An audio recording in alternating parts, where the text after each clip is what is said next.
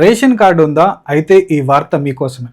తెలంగాణ ప్రభుత్వం షాకింగ్ నిర్ణయం అనేది అయితే తీసుకుందనమాట. కొంతమంది రేషన్ కార్డులు ఇప్పటికీ రద్దు అవుతున్నాయి. ఎందుకంటే అర్హత లేకపోయినా సరే తప్పుడు వివరాలతో కార్డులు తీసుకున్న వారిని ప్రభుత్వం అనేది అయితే ఇప్పుడు గుర్తిస్తుంది. షాకింగ్ విషయం ఏంటంటే సాఫ్ట్వేర్ ఉద్యోగులు కూడా ఈ లిస్టులో ఉన్నట్లుగా సమాచారం. ఇప్పటికే అధికారులు ఫీల్డ్ వెరిఫికేషన్ అనేది అయితే చేస్తున్నారు. డేటా అనేది అయితే చెక్ చేస్తున్నారు. అనర్హులుగా తేలితే మాత్రం నేరుగా కార్డులు అనేది అయితే రద్దు అనేది అయితే చేస్తున్నారు అనమాట.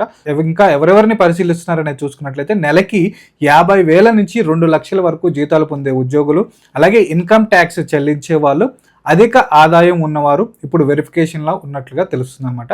సో నిజంగా అర్హులకు వెళ్లాల్సిన పథకాలు అనర్హుల దగ్గరికి వెళ్ళాయి అని చెప్పి ప్రభుత్వం ఆలోచించి ఇదే ఫీల్డ్ అనేది అయితే వెరిఫికేషన్ అనేది అయితే చేస్తుంది. గ్రామీణ ప్రాంతాల్లో చూసుకున్నట్లయితే 3.20 ఎకరాల కంటే తక్కువ ఇది భూమి, ప్లస్ అలాగే 7.20 ఎకరాల కంటే ఎక్కువ కుష్టి భూమి, అలాగే వార్షిక ఆదాయం 6 లక్షలు దాటిన పరిశీలన అయితే ఉండొచ్చు అనమాట. సో ఇప్పుడు ఒకే ప్రశ్న అందరికీ కూడా, మీరు రేషన్ కార్డు ఉందా లేదా అనేది అయితే చెక్ చేసుకోండి అనేది అయితే క్లియర్గా తెలుస్తుంది. సో ఈ ఇన్ఫర్మేషన్ అందరికీ షేర్ చేయండి, ఎంతోమందికి యూజ్ అవ్వచ్చు. రేషన్ కార్డు కోసం ఎదురు చూస్తున్న వాళ్ళందరికీ కూడా ఈ వీడియోని షేర్ చేయండి. Thank you.